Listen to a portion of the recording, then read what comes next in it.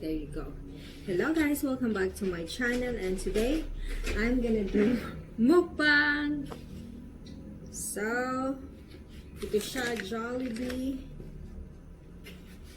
At dahil nasa Pinas tayo, ito yung paborito ko talagang kainin. I mean, nag-crave talaga ako nito while I was in Denmark kasi wala namang Jollibee doon sa Denmark.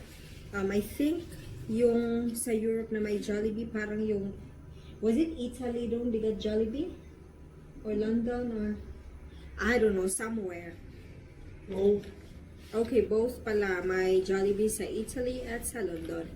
So, nasa Pinas tayo. So, ito yung gusto kong kainin. And excuse my, you know, my hair, my haggard face kasi kadarating lang namin from Camotes. At hindi pa ako naligo. Sobrang pagod. So, it's fine. Kain muna tayo. In order ko is dalawang Jollibee, isang rice, gravy, obviously. Yung drinks ko andon. Tapos I ordered it sa sa Grab food.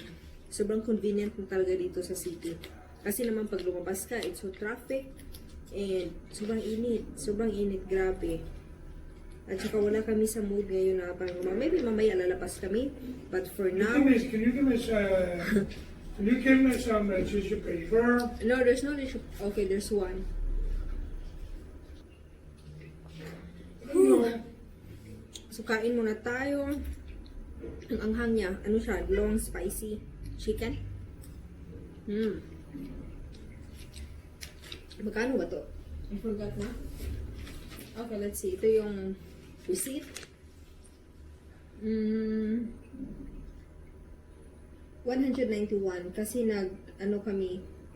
nag-extra, actually not. Yes, 191, that includes obviously the 2 chickens, tapos yung the normal. And then, pina-enlarge ko yung Coke, so it became plus 27. Yeah, ganun. So, nasa mga 220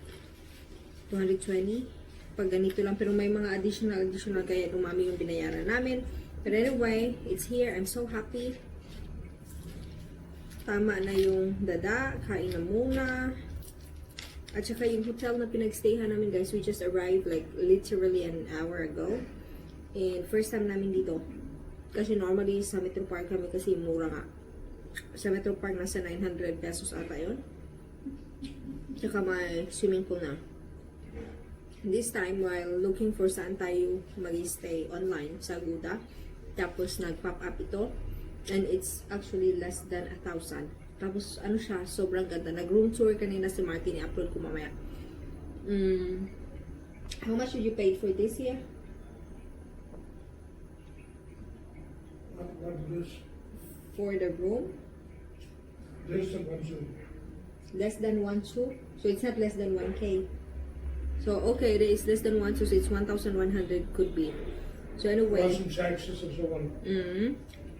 So, maganda siya. Maganda siya. Sobrang ganda ng room. Malaki compare sa mga room sa Metro Park at sa doon sa Camotes and all that. And maganda yung shower. Sobrang pressure ng water is yung ganun talaga. Nasa Mabolo area kami. Lagay ko yung name ng hotel. So, malapit na siya sa SM, malapit sa IT Park.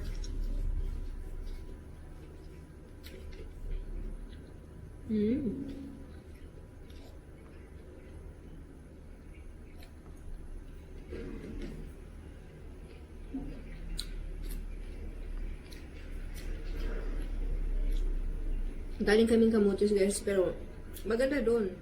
Sobrang ganda. Like, very relaxing pag yun talaga yung gusto mo. Pero pag party gusto mo, that's not the place to go. Sobrang ganda doon. Very relaxing. Yung dagat, sobrang white sand. Mababait yung mga tao.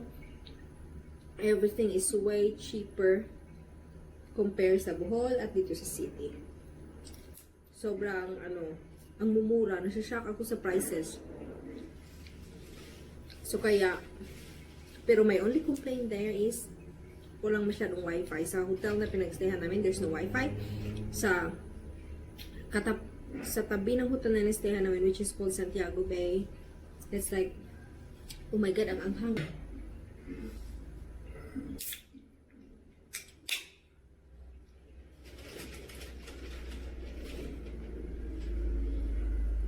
Lagay natin yung kasi liquid siya. Nasa bed ako kumakain. So anyway, nasa na ba tayo? Okay. Yun pala yung nagstay kami sa Bella Vista Marie. Maganda siya kasi nasa front talaga ng beach na pagkagising mo, kita mo na talaga yung dagat. Pero yung my only complaint is wala silang internet. You Tapos, only complain. wala silang internet. And then, beside that, there's a really big hotel called Santiago Bay White Sand. May, ano sila, what is it called? Santiago.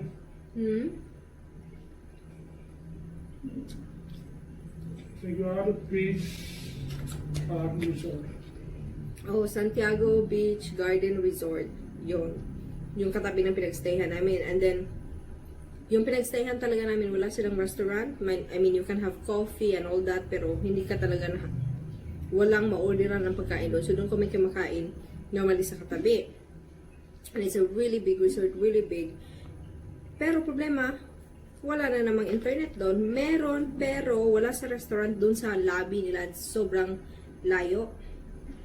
So, I was using data all the time. Yun lang. Yun yung complaint ko. And then, may mga other resorts naman doon, parang 20 minutes drive na nandun talaga yung, you know, other resorts, big resorts and all that. May wifi sila, pero parang sobrang selfish nila ng wifi. Sinasabi talaga only for check-in customers, or yung isa naman, nagpunta kami kahapon doon kami nag-dinner kasi nga purpose ko para may wifi. Wala, sira daw. So, yung problema doon talaga yung wifi. Parang if you wanna be connected sa internet, mahirapan ka doon.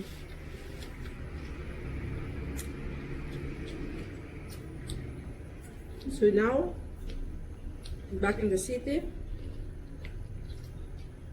may wifi, so I'm happy. Kasi ang dami kong videos na dapat i-upload kasi wala ng memory yung phone ko at yung DJI, wala na. So, upload ko silang lahat. So, then I can start filming again.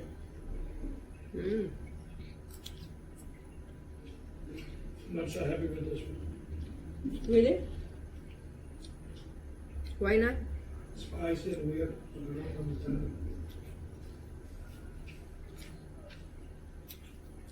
Maybe time to have adventure with food also.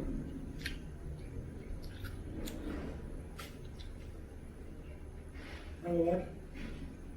It's like with burger you got specific kind of taste. Like it must be this. So your mind is not open-minded with other burger. I'm very open-minded. Really. You can have one. You can have my other chicken here. I think you should taste. I think you will actually like it. Wait lang. Tinawa na to ang burger ni Martin kaya akong siya ganahin. Ganahin akong hindi nagustuhan ng husband ko ang burger Navy. What is it called? Army Navy Chipotle. So, kainin natin. And then he can have the other chicken.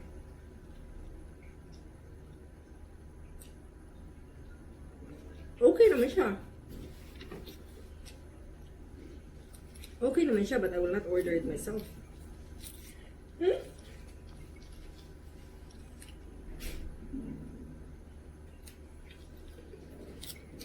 Mamaya na to eh. Patuloy na ko yung si Chicken Joy.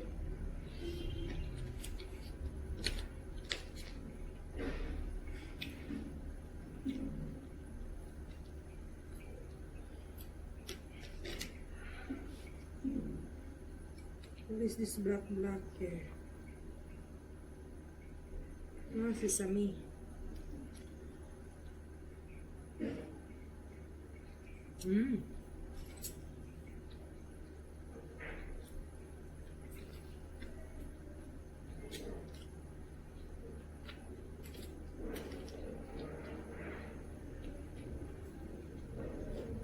Sakit ng tuhod ko. Nakaluhod kasi ako, guys. Kasi, nakaluhod ako dito so that makita nyo yung food ko and then malagay ko kayo dyan. Kasi if I will sit here on the bed, hindi nyo makikita yung kinakain ko.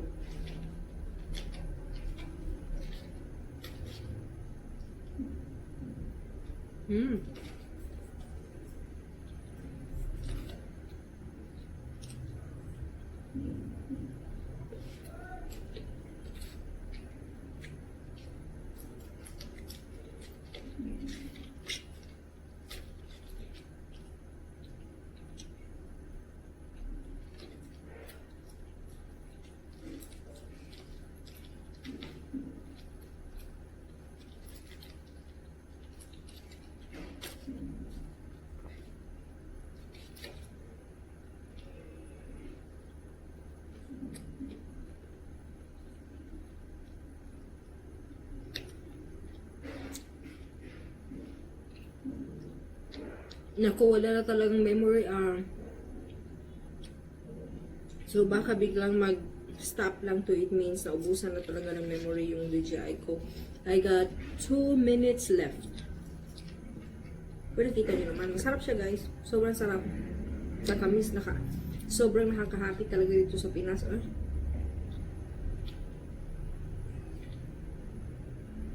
Sa Denmark ngayon, nag-snow. Kaya I'm happy to be here.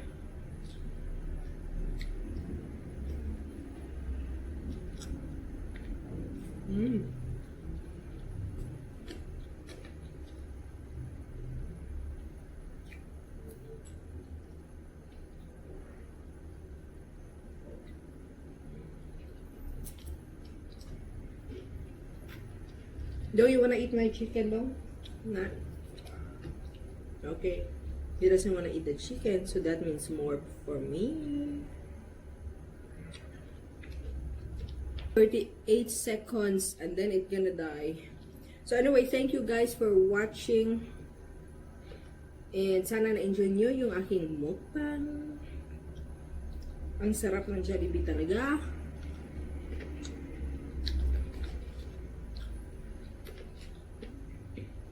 At lahat ng nanonood sa akin or nagko-commentan, pupuntahan ko din yung yung channel nyo. But it has to wait kasi medyo marami-rami na kayo ng konti. At